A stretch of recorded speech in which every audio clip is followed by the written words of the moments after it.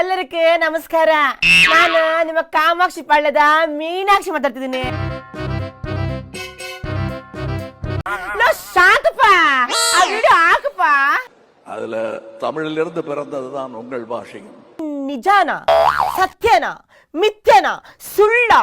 ಕಮಲಾಸನ್ ಅವನು ಕೊಂಗ, ಅವನಿಗೂ ಭಾಷೆಗೂ ಸಂಬಂಧವಿಲ್ಲ.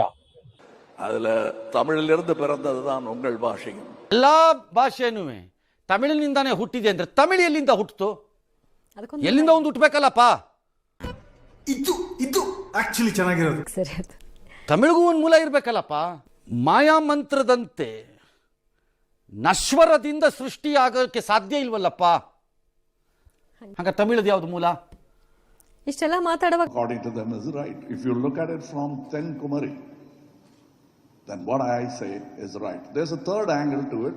That's what I said. The scholars and language experts, they will say they both are right, but they must decide where they want to belong, with their family or the languages that came from the north.